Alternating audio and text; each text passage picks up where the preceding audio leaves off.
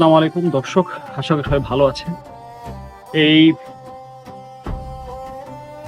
গরমের দিনে আপনাদেরকে দেখাতে নিয়ে এসেছি মাগুরা জেলার একটি অন্যতম নিদর্শন, যেটাকে আমরা বাংলাদেশের মানুষ সবাই মূলত শ্রীপুর জমিদার বাড়ি হিসেবে চিনি।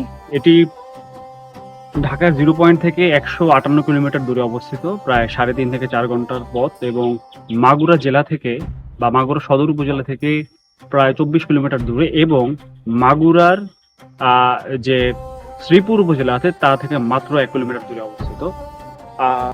অনেক চড়াই উতরাই, অনেক পথ, অনেক দুর্গম পথ পাড়ি দিয়ে যেহেতু এই জমিদার বাড়িটিতে এসেছি, শ্রীপুর জমিদার বাড়ি মাগুরার আমার 56তম জেলা ভ্রমণ বাংলাদেশের, আর মাত্র 8টি জেলা আছে। মাগুরা আমার 56তম জেলা, যেটা আমি ঘুরেছি। এটার যে ধ্বংসাবশেষটা একটু আপনাদেরকে দেখাতে চাই কিরকম অবস্থায় আছে বর্তমানে। আসলে এই ধরনের নিদর্শনগুলো প্রাকৃতিক ভাবেই যেভাবে আছে ঠিক সেভাবেই আছে। বাংলাদেশ সরকার থেকে এটাকে রাখার জন্য, রক্ষা করার জন্য তেমন কোনো ধরনের স্টেপ গ্রহণ করা হয়নি। জমিদার বাড়ির এই জায়গাটুকু জাস্ট আপনারা যদি দেখাই তাহলে এরকম দেখাবে, তেমন কিছুই নাই। উপরের জায়গাটুকু ঠিক এরকম, গম্বুজ আছে কিছু, ভিতরে খুবই ভয়ঙ্কর অবস্থা। জনশ্রুতি অনুযায়ী এই জমিদার বাড়িটি মূলত সারদা রঞ্জন পাল নামে এক জমিদার তৈরি করেছিলেন, যার সাথে তৎকালীন যশোরের যে রাজা প্রতাপাদিত্যের সাথে খুব ভালো একটা রিলেশন ছিল, বা ভেঙে একাকার। যেটা মনে হচ্ছে এখানে ছোট্ট ছোট্ট 4টি রুম ছিল, রুমগুলো খুবই ছোট। এখন এখানে গাছপালা রয়েছে। এটা হচ্ছে ঠিক মাঝখানে যেখানে ঢুকতে, এটা সামনের সাইড থেকে ঠিক এরকম দেখায়। আর এটা আরেকটি রুম ছোট্ট, এটা আসলে ফটক হতে পারে। ওই সময়ের যে স্ট্রাকচার, সেই স্ট্রাকচার অনুযায়ী এইসব জায়গা রুম হতে পারে, ফটকও হতে পারে। এই জমিদার বাড়ির যে মালিক বা জমিদার, তার সাথে তৎকালীন এই যশোর জেলার বা এই শ্রীপুর জমিদার বাড়ি মূলত পাল পরিবারের তৈরি করা এক দারুণ স্থাপত্য বিস্ময়। সারদারঞ্জন পাল চৌধুরী এই সুবিশাল এস্টেটটি প্রতিষ্ঠা করেছিলেন, যা সেই সময়ে এই অঞ্চলে তাদের এক দীর্ঘস্থায়ী এবং অত্যন্ত প্রতাপশালী রাজকীয় প্রভাব তৈরি করেছিল।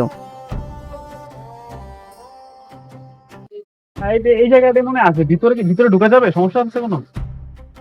ইতিহাসের টাইমলাইনটা একটু খেয়াল করলে দারুণ একটা ব্যাপার চোখে পড়বে।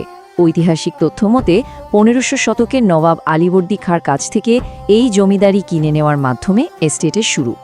এরপর আচ্ছা, তো আপনার এইমাত্র এখানকার যে তৎকালীন যে জমিদার ছিল তার বর্তমান যে ডিসেন্ডেন্ট, তার কাছ থেকে যেটা জানতে পারলাম যে এইখানে মূলত এই ধ্বংসাবশেষটাই আছে, মানে মূল ফটকটাই এখানে দাঁড়িয়ে আছে অনেক আগে। যেহেতু আপনারা বুঝতেই পারছেন, যশোরের তৎকালীন যে রাজা প্রতাপাদিত্য, যার একটা প্রতাপ ছিল তৎকালীন পুরা এই যশোর জেলা থেকে শুরু করে সমগ্র দক্ষিণ বাংলায়,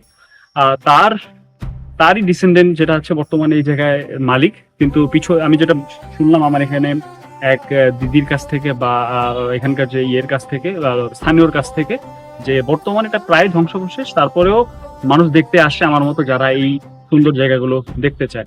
সো চলুন আমরা একটু এটার যে ধ্বংসাবশেষটা আপনাদেরকে দেখাই, আশা করি আপনাদের ভালো লাগে। আসলে তৎকালীন বাংলার ক্ষমতাশালী দুটি পরিবারের মধ্যে এক অবিচ্ছেদ্য জোট তৈরি হয়েছিল। শ্রীপুরের জমিদার সারদারঞ্জন পাল চৌধুরী তার মেয়ে বিভা রানীকে বিয়ে দেন যশোরের প্রভাবশালী 12 ভূঁইয়া মহারাজা প্রতাপাদিত্যের ছেলে উদয়াদিত্যের সাথে। আর মজার ব্যাপার হলো, বলা হয়ে থাকে এই জমিদার বাড়ি নির্মাণে রাজা প্রতাপাদিত্য নিজেই অনেক সাহায্য করেছিলেন। কিছুই নেই, তবে আমার এই ধরনের জায়গা দেখতে খুব ভালো লাগে। মানে ব্যাপারটা হচ্ছে অনেক টাইম ট্রাভেলের মতো, আমি সেই অতীতে ফিরে যাই। এবার একটা দারুণ চমকপ্রদ তথ্য দিই। এই ইট পাথরের দেয়াল শুধু একটা ভবনই নয়, এর ভেতরে লুকিয়ে থাকা জমিদার কন্যা বিভারানীর জীবনের গল্প গভীরভাবে নাড়া দিয়েছিল স্বয়ং রবীন্দ্রনাথ ঠাকুরকে। হ্যাঁ, ঠিকই শুনেছেন, নোবেলজয়ী এই কবি তার বিখ্যাত উপন্যাস বউ ঠাকুরানীর হাট লিখেছিলেন ঠিক এখান থেকেই সরাসরি অনুপ্রাণিত হয়ে। ব্যাপারটা সত্যিই অসাধারণ। বর্তমানে এসে যদি দেখি অতীতের সেই জাঁকজমক হয়তো আজ আর নেই, কিন্তু টিকে থাকা ধ্বংসাবশেষের বিশালত্ব আজও দর্শনার্থীদের মুগ্ধ করে, বিশেষ করে এর দৃষ্টিনন্দন সিংহদ্বার বা প্রধান ফটক। সুউচ্চ খিলানের এই সুবিশাল তোরণটি আজও সেই হারানো রাজকীয় আভিজাত্যের অকাট্য সাক্ষী হয়ে মাথা উঁচু করে দাঁড়িয়ে আছে। এতক্ষণ এসব শোনার পর স্বাভাবিকভাবেই একটা প্রশ্ন মাথায় আসতে পারে। ইতিহাসের এই নীরব সাক্ষীগুলোকে স্বচক্ষে দেখতে চাইলে ঠিক কিভাবে সেখানে যাওয়া যেতে পারে? তাই আধুনিক ভ্রমণ নির্দেশিকা অংশে আমরা জানব বিস্তারিত যাতায়াত ব্যবস্থা। যাতায়াতের পথটা কিন্তু খুব একটা কঠিন নয়। ঢাকা থেকে পদ্মা সেতু হয়ে সরাসরি মাগুরাগামী বাসে উঠে পড়া যায়। মাগুরা থেকে শ্রীপুর বাস স্ট্যান্ডের দূরত্ব মাত্র 15 কিলোমিটার, যার জন্য স্থানীয় পরিবহন পেয়ে যাবেন অনায়াসেই।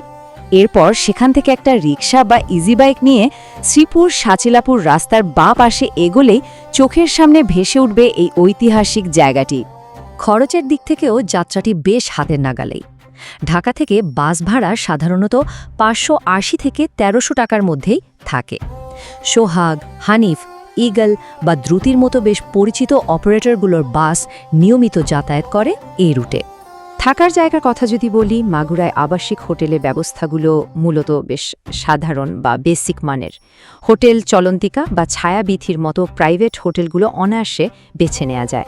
আর যদি সরকারি ডাক বাংলো বা সার্কিট হাউসে থাকতে চান, তাহলে অবশ্যই যাওয়ার আগে কর্তৃপক্ষের অনুমতি নিয়ে যাওয়াটা বাঞ্ছনীয়।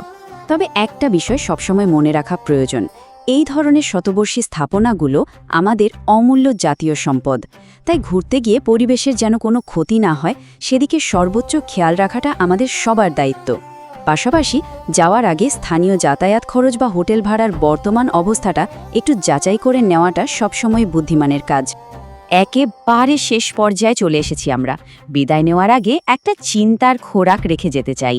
এই জমিদার বাড়ির রোম্যান্টিক ইতিহাস আর অসামান্য সাহিত্যিক আবেদন কি আগামী শত শত বছর ধরে এই ক্ষয়ে যাওয়া ইটগুলোকে রক্ষা করার জন্য যথেষ্ট?